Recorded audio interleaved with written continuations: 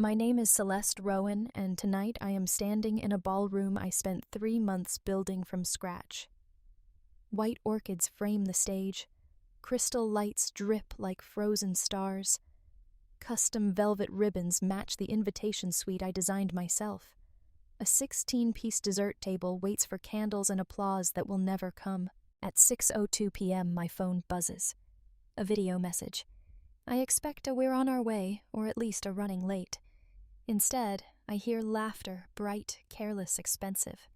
My mother's voice floats through the speakers, syrup sweet and distant, and then a champagne pop echoes behind her. Paris! They are in Paris! Piper lifts a glittering flute toward the camera, Eiffel Tower sparkling behind her like a joke told at my expense. We just wanted to keep you busy, she says, smiling like this is cute, like my effort was a toy they gifted themselves. Busy.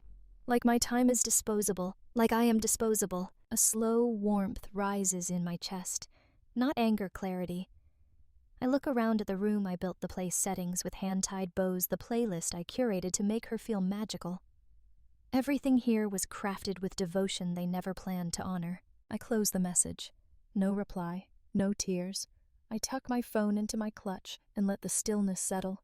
3 months of work, 1,000 details, and they abandoned it for a photo op ocean away. If their intention was to keep me busy, they succeeded. They kept me busy learning exactly how much I matter to them. And now that I know, I also know something else. This event will not go to waste. Tonight will still happen, just not the way they imagined. Growing up in the Rowan house meant learning your role before you knew yourself. Piper floated through childhood in pink dresses and sparkly shoes, rooms brightening as she entered. She was adored, camera-ready, the favorite. I wasn't sparkles or confetti.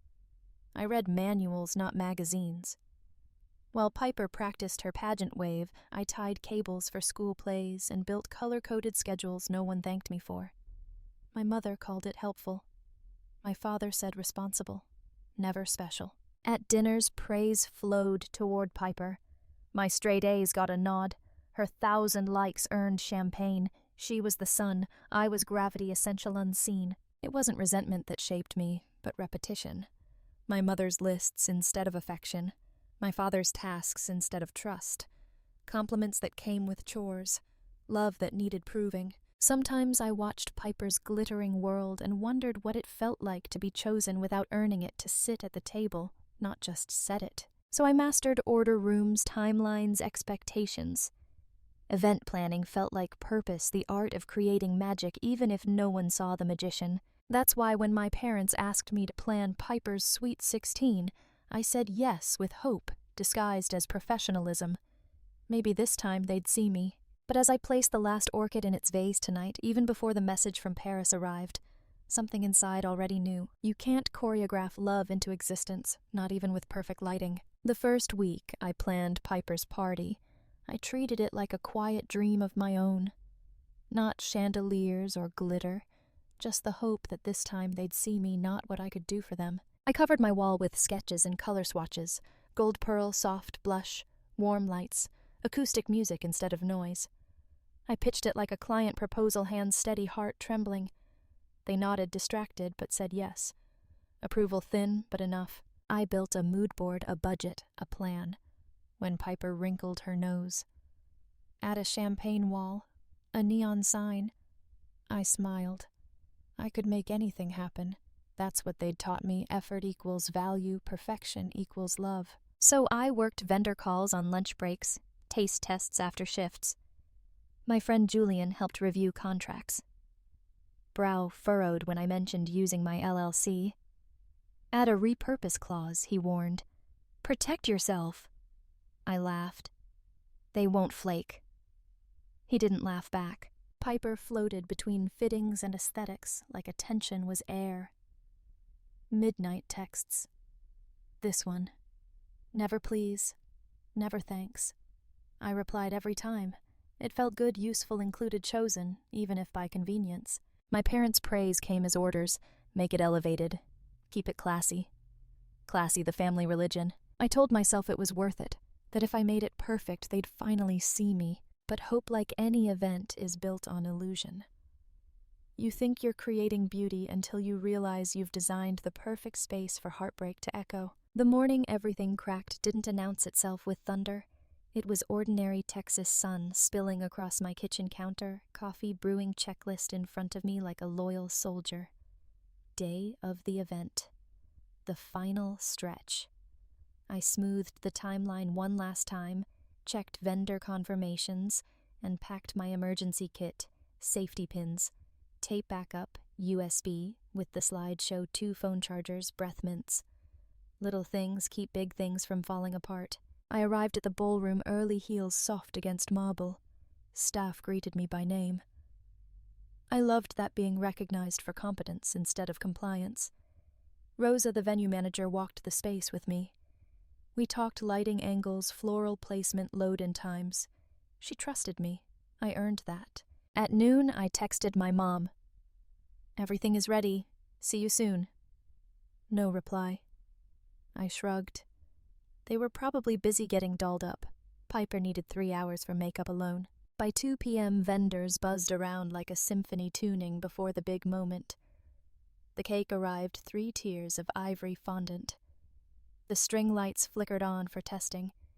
The sound tech played the intro track for the father-daughter dance. It was stupid, but my chest tightened. That moment, I thought maybe I'd finally see my father look proud. At 4 p.m., Piper hadn't sent her usual flurry of demands. Unusual, but I assumed Glam was keeping her occupied.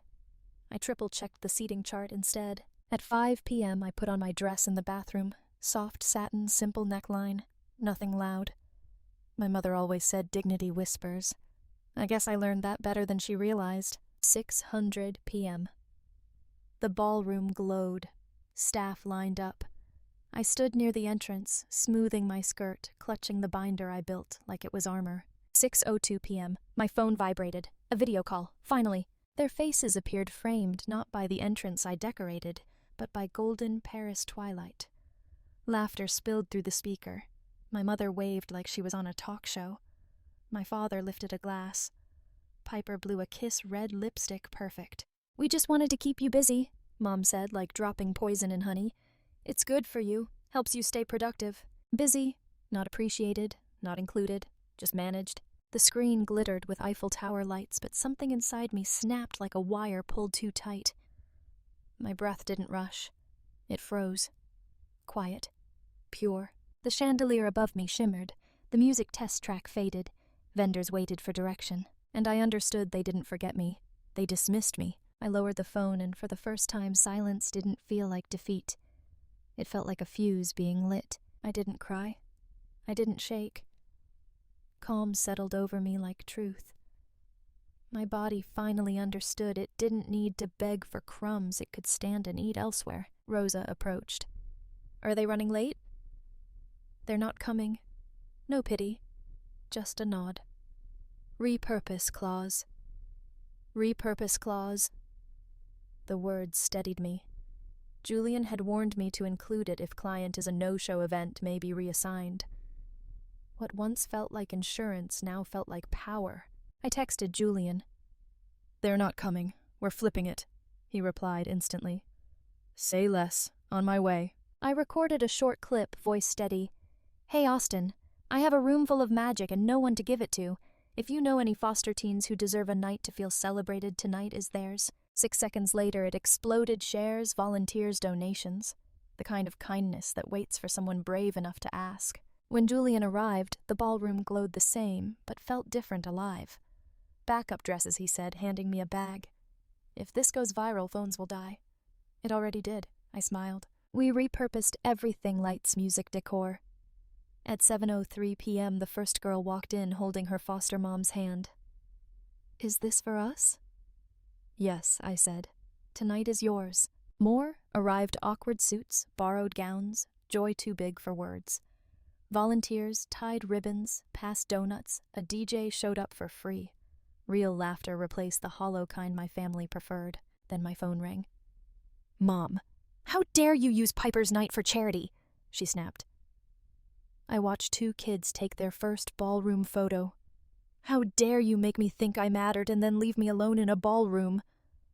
Dad barked orders. Piper screamed. I hung up. Their absence used to ache.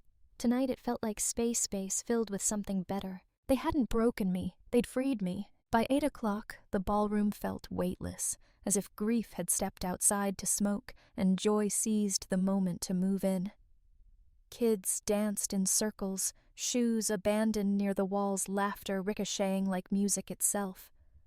Someone started a conga line. Someone else cried quietly in a corner, overwhelmed, and one of the volunteers sat beside her, holding her hand until she could breathe again. That was the moment I realized a thing I had never understood growing up in my family. Celebration shouldn't be earned. It should never be conditional. It should be given simply because someone exists and deserves to feel seen. Piper never learned that. My parents certainly didn't. At 8:22 p.m., Rosa waved me over. "Security let me know your parents are here." I didn't flinch. They entered the ballroom like they owned oxygen, dressed in designer coats, faces tight with anger and fear of public embarrassment, the Rowan family's true religion. My father strode toward me. "We need to talk. Now." "Actually," I said, nodding to the teens I'm working. "This is our event," Piper hissed, eyes cutting toward the dance floor. "Turn off the music. Stop this. Right now." A boy near us froze mid-spin, fear flickering over his face. My chest tightened, muscle memory from childhood. But then Julian appeared, stepping beside me like a shield. "This venue was legally repurposed," he said calmly, holding the contract. "She has authority." Dad snatched the paper, scanning it. Rage sharpened his jaw. "You manipulated us." I met his eyes. I protected myself. "That's what you always told me, be prepared." Mom crossed her arms. "Celeste, be reasonable. We paid for this." I motioned to the room. And I used it. Just not for another photo shoot about Piper's perfection. Piper lunged to grab the mic from the DJ booth. Julian intercepted her like it was choreographed. "Don't," he warned softly. "You don't want this to go viral for the wrong reasons." Too late. Phones were already out. The internet sees everything, but more importantly, so do teenagers who know injustice when they feel it. My mother's voice cut low and shaking. "You embarrassed this family," I exhaled. "No. You did when you decided a trip to Paris mattered more than your daughter." Silence coated the room thick and cold. Then a girl in a silver dress whispered loud enough for everyone, "I wish someone threw me a party like this." I felt something warm rise in my throat, unfamiliar but steady. Not pride, not revenge. Belonging. My parents turned and walked out. They didn't slam the doors. They didn't scream. They simply left the same way they always did, only this time I didn't chase after them. This wasn't abandonment. This was exit. After they left, the room felt lighter, like someone had opened a window in a house long sealed. Music swelled again, timid then bold, as laughter returned and the night stitched itself back together. Joy, fragile yet fierce, refused to die. I watched from the side, glitter-spinning kids clutching paper crowns, volunteers hugging strangers. A girl in pink heels approached with a cupcake topped by a sparkler. "For you," she said, "for making us feel like we mattered." No camera, no applause. Just sincerity so pure it steadied me. I tasted it, sweet, simple, real. Like relief. Like reclamation. Julian nudged me. "You okay?" "Better," I said. I stopped asking the wrong people to clap. He smiled. "Family isn't who builds you, it's who shows up when you build yourself." At 10 p.m., the kids formed a circle, LED candles glowing. They shared hopes, safety, college, someone to stay. Their voices trembled but didn't break. In that room once built from abandonment, they built promise instead. When the lights dimmed, I placed Piper's name card on the stage, not as pain, but proof. A bookmark in the story where I became the author, not the assistant. I didn't lose a sister or parents tonight. I lost illusions, the kind that keep you small to keep others comfortable. Outside, the Texas night hummed warm and forgiving. I stepped into it, shoulders back. I didn't need applause. I didn't need permission. I built belonging where there was none, and in doing so finally belonged to myself. I didn't waste a night. I rebuilt one. And in the quiet after the music faded, I understood the real victory. I didn't get even. I got free.